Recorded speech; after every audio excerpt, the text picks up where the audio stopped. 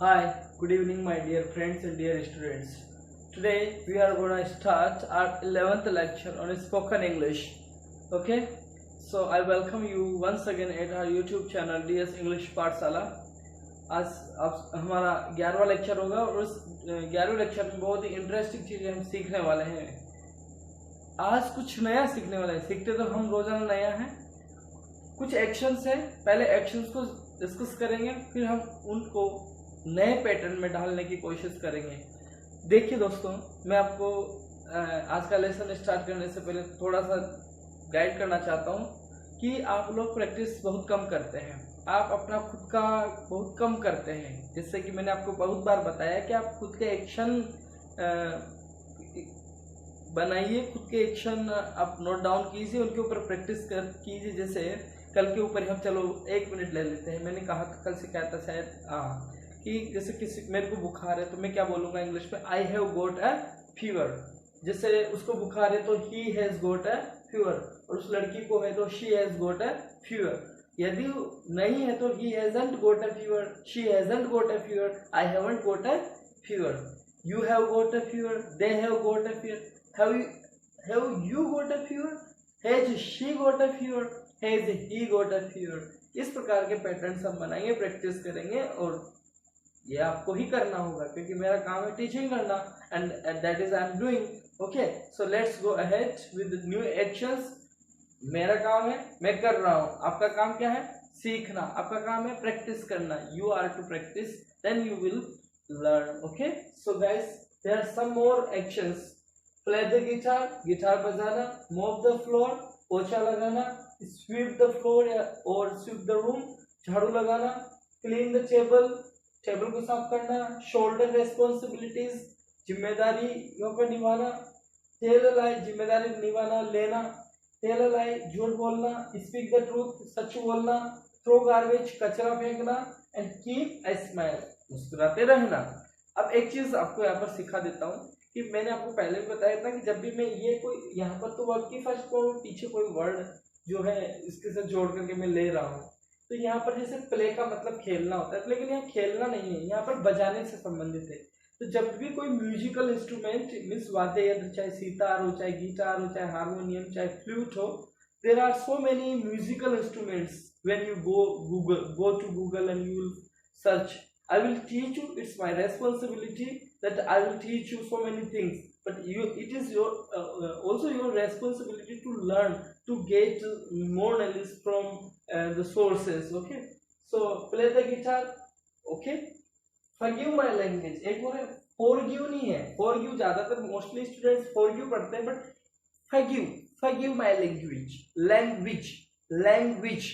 मेरी भाषा को माफ कीजिए। ये तो इसका शॉर्ट में जैसा आप ट्रांसलेट करते हुए से, लेकिन ऐसा नहीं है। ऐसा नहीं है जब भी हम किसी भी दोस्त को कुछ ऐसा बोलने वाले कि यार ये हर्ट कर सकता है, उसको थोड़ा दुखी, तो उससे पहले ये बोलते भाई फॉरगिव माय लैंग्वेज। मैं ऐसा तो नहीं कहना चाहता हूँ, लेकिन फॉरगिव माय लैंग्वेज तो बड़ा चीट है यार, उसको हर्ट करेंगे उसको, लेकिन उससे पहले बोल दीजिए फॉरगिव माय लैंग्वेज। ओके, इस प्रकार से अब हम आज जो हम सीखने जा रहे हैं वो है can go without, can go without। ये एक फ्रेज है। इसका इस्तेमाल हम जब करते हैं जैसे कि मैं कोई काम करता हूं और इस काम को किए बिना मैं रह सकता हूं, कैन गो विदाउट। जैसे मैंने कहा कि मैं गिटार बजाए बिना रह सकता हूं, तो और एक और चीज ध्यान रखना, अगर इसके ये प्रेपोजिशन है और प्रेपोजिशन के बाद जब भी वर्ड की फर्स्ट फॉर्म आती है तो उसमें क्या लग जाएगा? ING.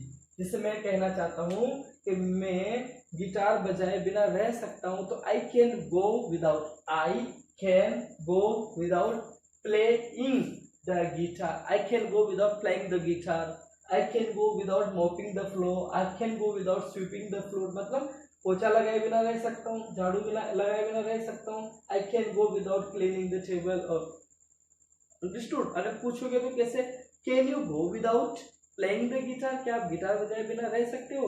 Can you go without telling a lie, क्या तू झूठ बोले बिना रह सकता है? कभी बोलते हैं ना अपने दोस्तों को ऐसे, तो कैन यू गो विदाउट, मैंने कहा मैं तो नहीं रह सकता भाई, I can't.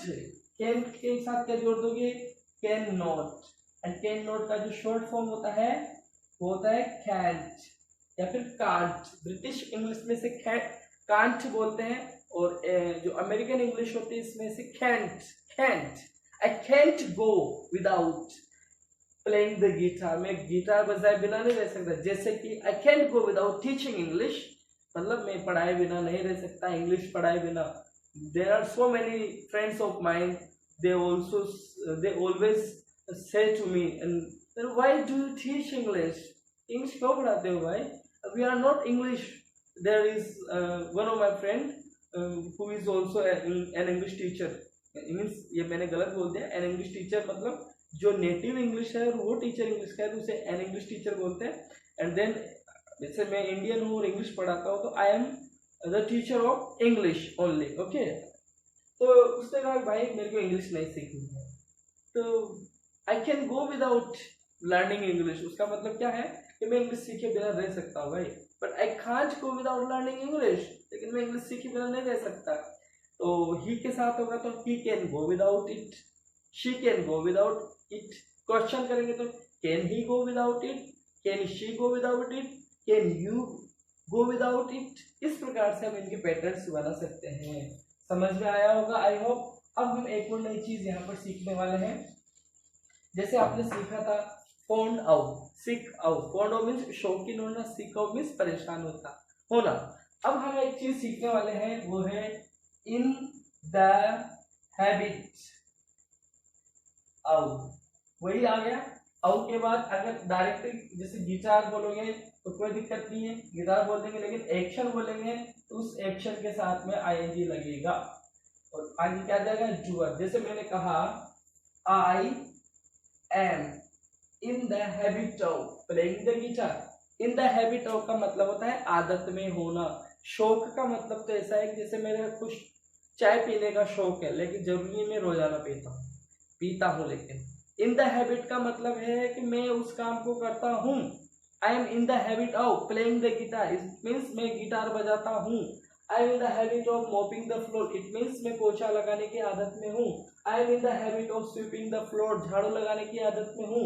I am in the habit of cleaning the table, I am in the habit of soldering responsibilities, I am in the habit of telling a lie. भाई don't believe me, I am in the habit of telling a lie. भाई मैं तो झूठ बोलने की आदत में हूँ, मेरे तो तू कुछ कहे मत। आई am in the habit of speaking the truth. भाई अंत है ना, मैं तो कभी झूठ बोल नहीं सकता। आई am in the habit of speaking the truth, क्योंकि मैं तो सच बोलने की आदत में हूँ। बात मानते हैं मेरी। इसको हम पूछेंगे तो कैसे, are you in the habit of, is he in the habit of, is she in the habit of, he is in the habit of, he is not in the habit of, she is not in the habit of, you are not in the habit of, I am not in the habit of. Question, are you in the habit of? Yes, I am in the habit of. No, I am not in the habit of. इस प्रकार से आप question बना सकते हैं।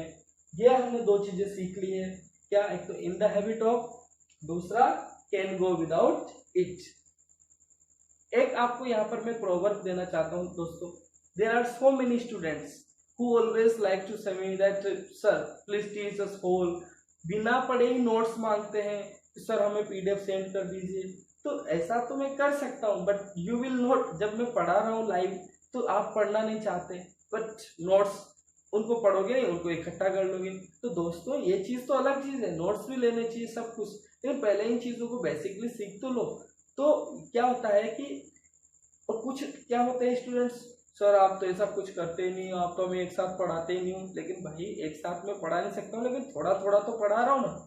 तो एक proverb होती है अपनी लाइफ में जो हमें बहुत ही खुश रखती है, क्योंकि उसको हमें मैं हूँ यार, मुझे ज़्यादा जितना मेरे को होप रहती है उतना मुझे मिलता नहीं, लेकिन मुझे जब थोड़ा मिल जाता है तो यार ठीक है, कुछ नहीं मिल रहा है इससे बेहतर है कि कुछ तो मिला।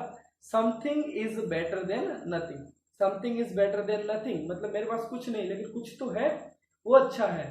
तो जैसे हम कहते हैं ना हिंदी में, अंधे मामा नहीं मामा से काना मामा अच्छा, उसको इंग्लिश में बोलते हैं something is better than nothing. Let's call it a day. Thank you very much, it's enough for today.